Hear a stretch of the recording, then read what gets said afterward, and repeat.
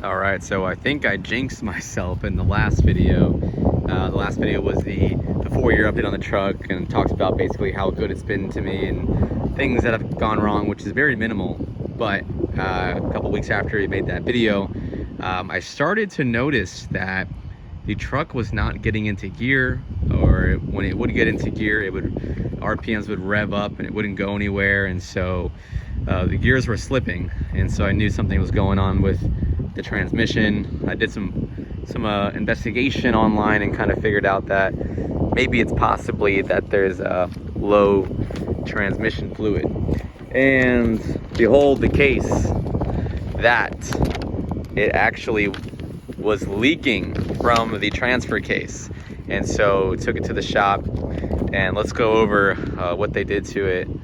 So we had a leaky transfer case, and you're gonna be you'll probably understand that in order to even get to that transfer case, it's a lot of labor. So here is the paper we just got back from the dealer, or from the mechanic shop. So here we go. We got, starting with number one, we did do the new transmission filter, the gasket, a new seal, and then the new fluid. So they did do a full flush, and this is what it came out to.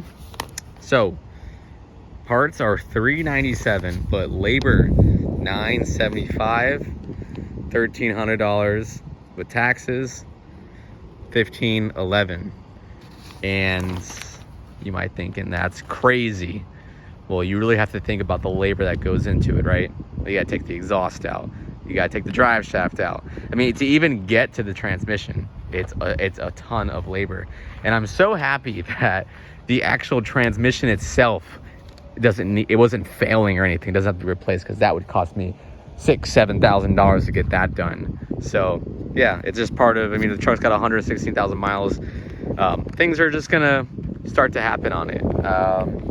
That's part of the game. But it's funny how I just jinxed myself on the last video. I was like, oh, everything's fine with the truck, it's been great, I haven't had really any issues with it. And then bam, like a couple weeks later, I'm like, why is this thing not getting into gear? Why is it slipping? But yeah, it's all back now, buttoned up. Took it for a drive. It goes right into gear. It's super smooth.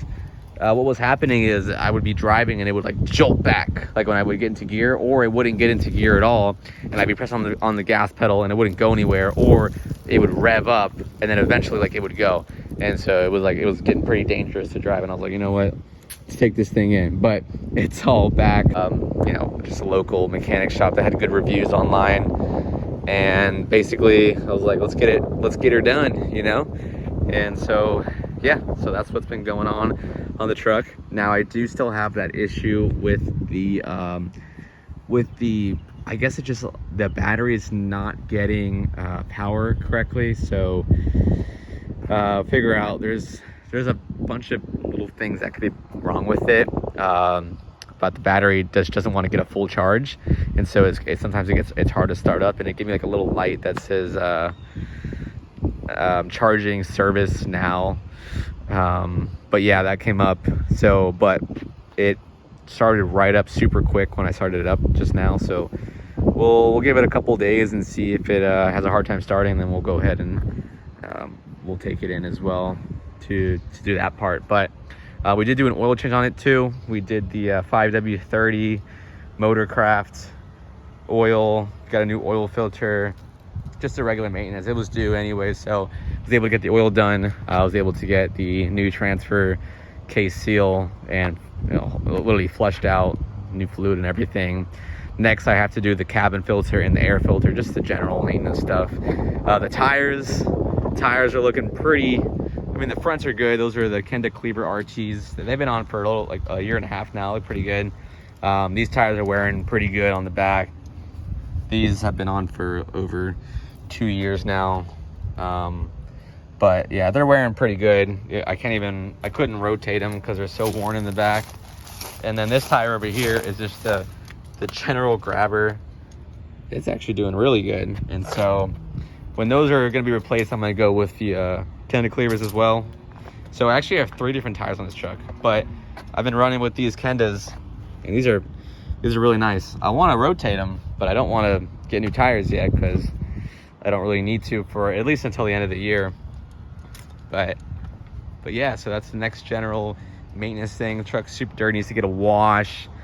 What else? I don't want to jinx myself again, but other than that, you know, just wanted to come on here and make a quick update of how it's going. I got the rock lights in. The rock lights have been great. They're wired in super nice. These, gonna have to change these out. Look how much they're fading. You can see they're fading pretty bad up there. Those have been on for like 4 years now. They've been on for a while, so I can see why they're fading. The door handle covers, they look pretty good. They're not really that bad. What else? Oh, the tailgate handle. A lot of you guys asked me about this tailgate handle, and the tailgate handle I never put in the link in the description because it's really not that good, guys. It looks great. It looks kind of cool, but it's hard to open up the tailgate because of this piece that covers over. It's a cover. It's hard to open up the tailgate, and it was on eBay, and so I'm not gonna just like, you know, have you guys deal with that. So I don't put the link in the description, but everything else I do. I put all 30 mods link in the description. But yeah, so obviously $1,500,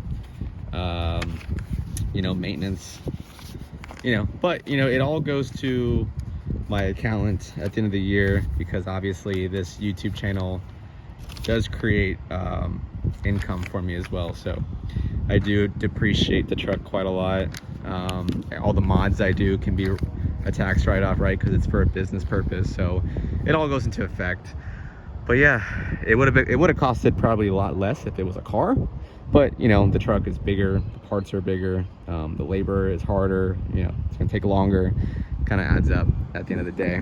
But yeah, so there you guys go. One quick walk around. It's looking smooth. It's not leaking anymore, and I am glad that it's all done. Because if I had to get a new transmission, I probably would have started looking for another truck. And I don't want to do that because I love this truck. I've had it for 4 years now. It's got 116,000 miles on it. I'm gonna get this thing well over 200 before it's gone. Maybe 300, as long as I keep taking care of it, right? Oil change every 5,000 miles.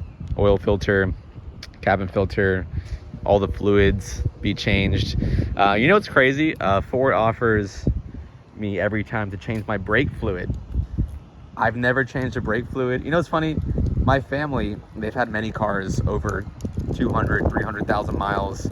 They've never changed a brake fluid in any of their cars. And so I don't see the purpose to do so. Like I said, my mom's car is over 260,000 miles, never changed the brake fluid. The car before that, 200,000 miles. They have a truck with 170,000 miles on it, have never changed the brake fluid. So, I mean, I've never changed the brake fluid on this truck. It's got 116,000 miles, and the brakes are great. You know, obviously I changed the rotors, obviously, and the pads, but yeah. So there you guys go. If you have any questions, guys, leave a like, comment, subscribe, and I'll see you on the next video. Peace.